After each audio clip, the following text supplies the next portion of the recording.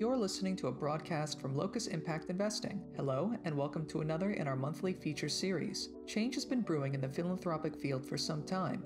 For several years, foundations have been considering their status as anchor institutions in the communities they serve and exploring how endowments can be leveraged beyond a traditional source of grant-making capital. Today, however, the entire sector finds itself confronted with dual crises of COVID-19 and deep-rooted systemic inequality, and a need to jumpstart conversations on how philanthropy can respond to rapidly changing circumstances. This month, we sit down with Lisa O'Mara and Travis Green, solutions consultants for LOCUS, on the heels of recent talks for CNote and the Indiana Philanthropy Alliance to discuss how foundations might change their culture to meet impact goals. I guess we'll just sort of hit the ground running. To start this off, I'm Chance. I work with LOCUS Impact Investing on the communications side of things, helping to get our message out there and facilitate some of these conversations. And I guess we can start off by introducing the two of you to our audience. So, Lisa, what should people know about you? My name is Lisa O'Mara, and I've been with LOCUS for just over a year now, having spent the bulk of my career with a community foundation in Virginia, working with donors and donor-advised funds and fundraising. And I am thrilled to be part of the LOCUS team now and helping other foundations to be able to leverage all the assets that they have, including their donors. It's a great opportunity, and I appreciate you having us here today, Chan. And Travis, what should people know about you? Hi, Chance. It's nice to be here with you. Unlike Lisa, I haven't been a doer of community philanthropy. I've been a fanboy of community philanthropy. I joined the LOCUS team 2 years ago after working on kind of community foundation, rural development policy here in Washington, D.C. I live in Washington, D.C., and am excited to be here. Excellent. And one of the things that we're going to be going over today are the changes that we're seeing in the philanthropic field based around impact investing and also the two talks that both of you recently gave. But before that, I wanted to check in with you both and just see how you're doing personally, because obviously the macro environment is foisting a lot of changes on everyone. Travis, I know, how are you doing with, do you still have Anakin curled up at your feet? Yes, this is a dream health crisis for a dog with severe separation anxiety. And as somebody who spends in a typical year about half of my time on the road, Anakin is very happy that I am here to give him his walks 3 times a day. And Lisa, how are you doing at home? Oh, pretty well now that school's out. Juggling being a homeschooler and working full time was a bit of a challenge at first, but the kids and I both adjusted, and it's been actually really nice to be able to be home and have dinner together most nights. In what seems like almost a past life now, I know the two of you did a lot of travel for LOCUS. Do you guys miss that at all? I would say I miss being able to meet people in their place. I think there's a lot to be said for visiting places where you're working and being able to see people face to face. But on the other hand, the technology is really pretty good now for working virtually and being able, at least you can still engage people in conversation. And it makes it a lot harder for people not to participate in a meeting because you don't really have an excuse for not getting there.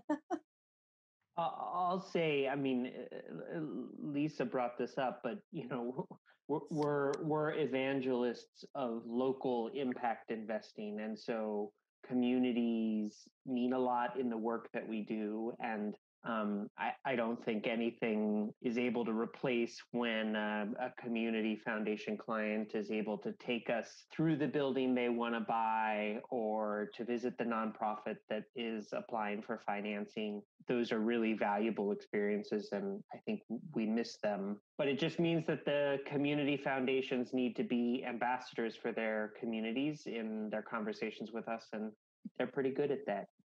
And I guess from there, that's a good segue into talking about the foundations themselves and a lot of the changes they're going through. So, Travis, I want to reference a recent talk. You were part of 2 sessions at the Indiana Philanthropy Alliance's Philanthropy Leads virtual conference. And in the first of those sessions, you gave an introduction to local impact investing. And I remember that one of the topics was how foundations have been transitioning from donor-driven practices to community impact-driven decisions. I was intrigued to hear from you what exactly is meant by that. Well, this is something a lot of people could talk to you about, but to try to simplify it, there are almost 800 community foundations across the United States, and a lot of those foundations grew to the size that they are because of the advent of donor advised funds. Basically, donors give their gift to the foundation, and the foundation holds it for some period of time until the donor decides where would they like that gift to go. And that became how the community foundation movement grew so quickly across the US. Recently, however, there have been cheaper ways and frankly easier ways to do this kind of gift, particularly for high net worth individuals. And community foundations were left with a crisis. How do we continue to grow and offer competitive services to keep serving those donors? And in that process, they kind of rediscovered their original purpose, which is being more knowledgeable and more expert, and in fact, community leaders, so that donors realize the value of the community foundation as the broker for their local philanthropy. And so that has meant that community foundations have pivoted in the last 15 years from focusing on donors and donor needs to focusing on community and community needs. And by being focused on community and community needs, they can better serve their donors. With that sort of transition, I know in your talk, which we will link to as part of this, or we'll give people the pathway to it. Your second talk, Moving Toward Action on Local Impact Investing, you were discussing examples of the kinds of tools foundations are leveraging beyond the traditional. And I was wondering if I could ask you to give kind of an example of that. Yeah. So I'll give the anti-example of that just because I was struck by a project that we're working on right now. And I'm going to leave the partner anonymous in this case, but currently we're working with a community foundation that has asked us what type of local investing might we do in our community. And we uncovered in working with them a shelter for abused women and children that had attempted to buy a downtown dilapidated building, renovate it, and make 40 beds available for their population.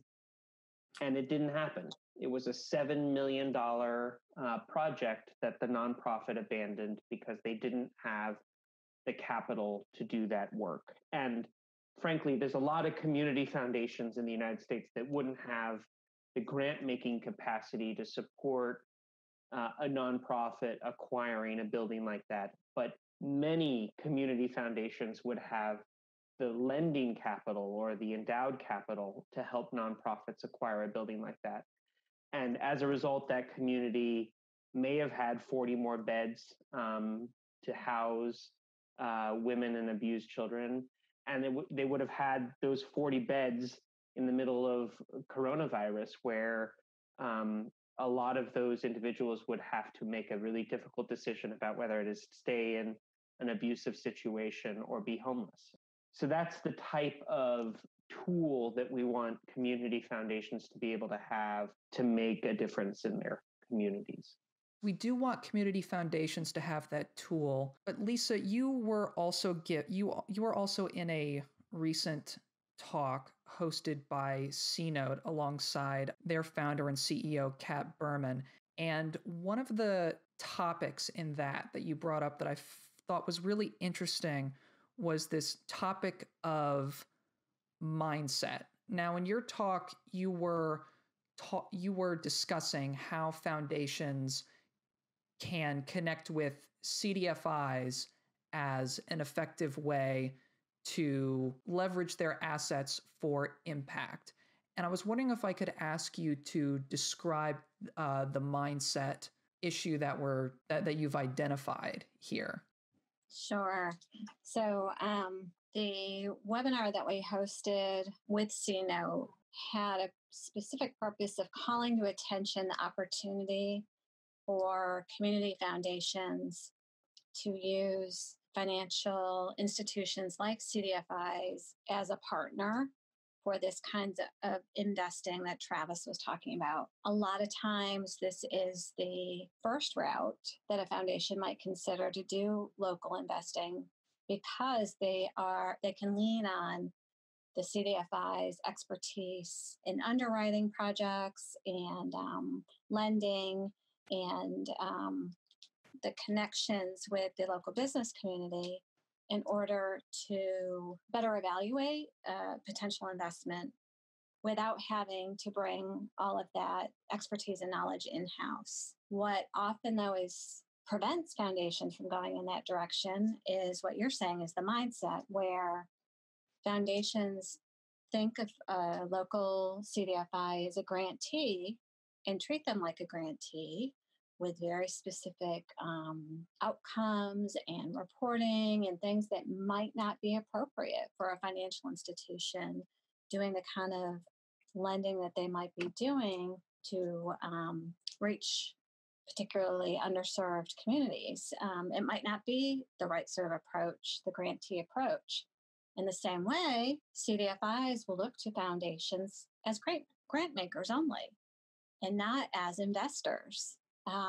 So that we have found having that conversation from the foundation side and helping them to get their head around appropriate expectations and how to have those conversations and the right questions to be asking their local financial partners is really helpful to make sure that in the end, the partnership does work for both, but it's a different kind of relationship and a different kind of partnership that ends up being more beneficial for the community than it may have been with just a grant maker, grantee type of relationship.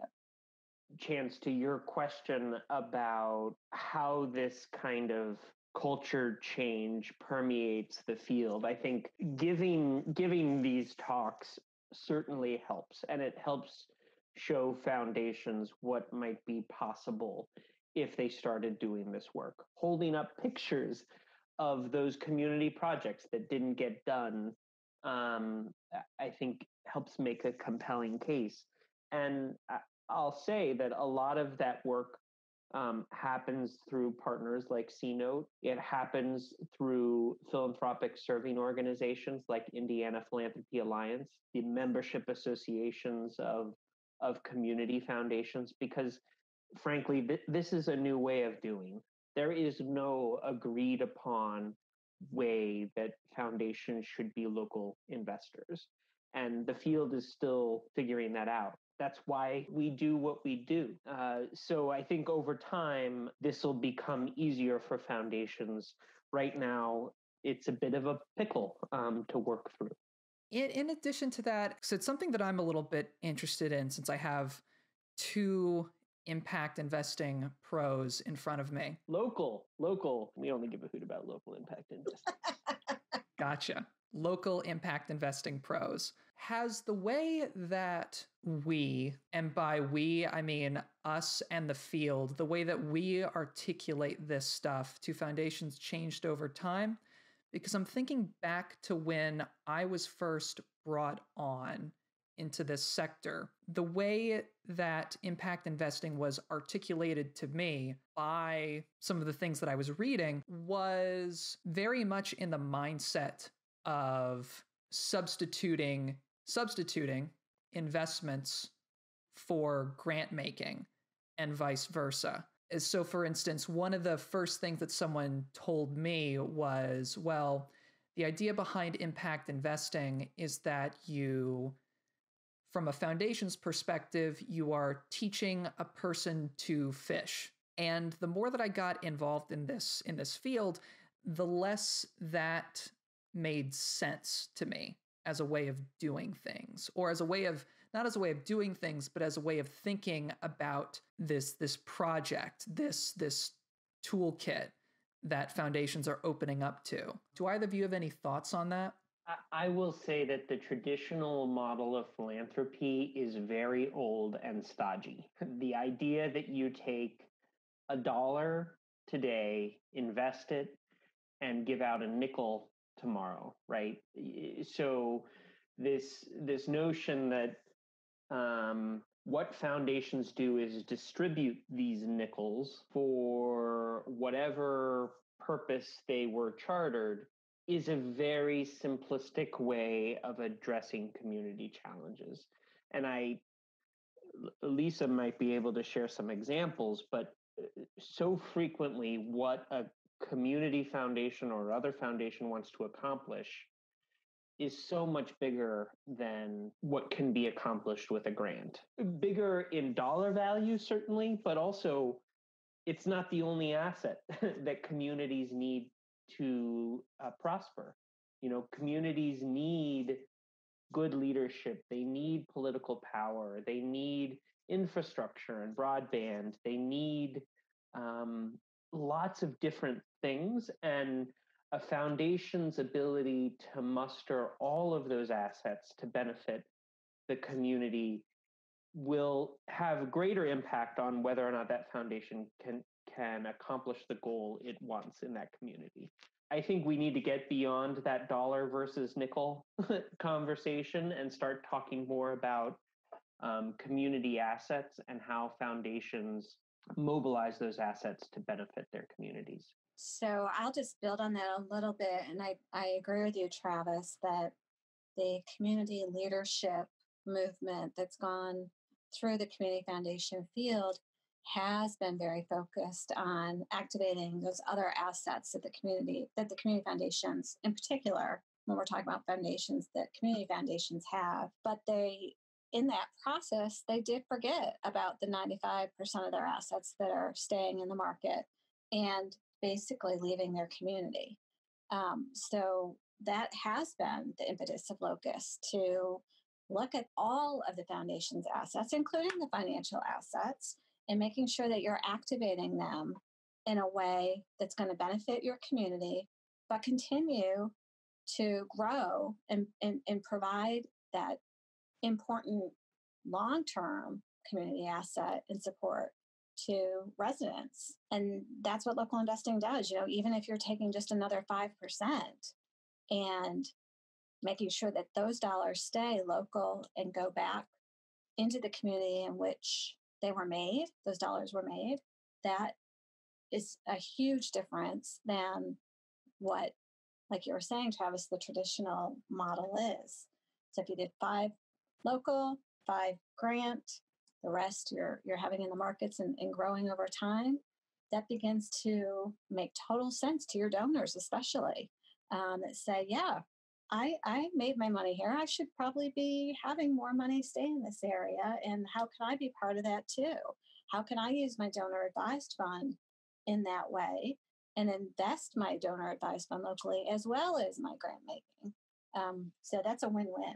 I guess to continue, we can't adjourn without addressing the current moment. So everyone, foundations included, have to contend with crises. COVID-19 and deep-rooted systemic inequality are coming to mind. In your collective conversations, we've been supporting philanthropy's forays outside of the traditional grant making sphere for, from my perspective, some time now.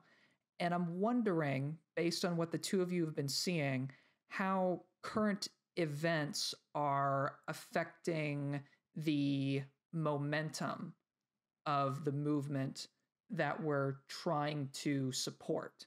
In more recent times, we have been pleasantly surprised to have the phone continue to ring, and foundations are even more aware now that they're not going to be able to grant their way out of the current scenario, that their community needs more from them, and different people in the community need more from them than they may have been getting in the past. So the foundations are more ready, I believe, to consider new tools, and boards seem to be more ready to learn new ways of doing. We've been really excited by some of the response to the COVID situation in particular.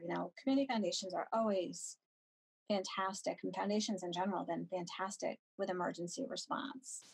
They're able to quickly activate grant resources to support their local communities and bring donors to the table to grow those funds very quickly and get them out the door. But I think what we're seeing now is even that doesn't seem to be enough. And so boards are pushing their staff to say, what else can we do? How else can we get more dollars out into the community? How can we be thinking differently about getting those dollars out? And who are the other partners we should be partnering with that maybe we haven't in the past? And let's look at how we can do that, and let's get some help doing it. The most powerful tool that a community foundation has is its unrestricted grant dollars, right? And in the middle of a crisis like what we're seeing right now, the amount of unrestricted grant dollars that community foundations have available to them to use in a crisis like this is declining, because unfortunately that's pegged to how their portfolios are performing in Wall Street. And so I think a lot of community foundations learned in the last crisis that's a stupid model, right? The moments when your community most needs support are the moments when your institution has its hands tied. And I think right now it is raising the importance of donors with donor advised funds. Get those dollars out the door, and foundations have been asking donors to do that. It also raises the important issue of local impact investing, like Lisa was talking about, which is how do you, if you don't have those precious unrestricted grant dollars to do your work, how might you do it with some of the foundation's other assets? And with that, I think that's a great place to leave it. I want to thank you both so much for joining me today. Like I said earlier, I'm going to link to both of your talks in the description for this. They were both excellent. Is there anything that you two want to plug while you're here and in front of everyone? So Chance, thanks. I did want to mention that on the LOCUS website, we do have a local impact snapshot for foundations who are interested in seeing if they are maybe ready to explore the tool of local impact investing. We have a quick 10-question survey that will give you a sense of the kinds of things that you need to be thinking about, and also give you a response that gives you an idea of where you are in your trajectory. And I encourage people to visit our site at locusimpactinvesting.org and check it out. I agree with Lisa that taking a look at that tool is great. I'll also point to a report that the Carsey School of Public Policy published in April, which looked at behavioral finance of impact investing. And in this study, they found that if a community foundation encouraged their donors to invest their assets in something like a CDFI, a community development financial institution, that donors would allot a third of their capital to local impact investments. I think it's a really important finding because it kind of dispels the myth that donors don't want their money invested locally or in kind of risky local investments, quote unquote, that this is something that donors want. So I would recommend folks go look at that study from the Carsey School, which we will definitely link to. Like I said, thank you both so much for joining me. Anyone who is interested, you can hear more from LOCUS via our newsletter or connect with us on social media via Twitter and LinkedIn at LOCUS Impact. And thank you everyone for tuning in, and we'll be back with you more in the future. Thank you, Chance. Thank you, Lisa.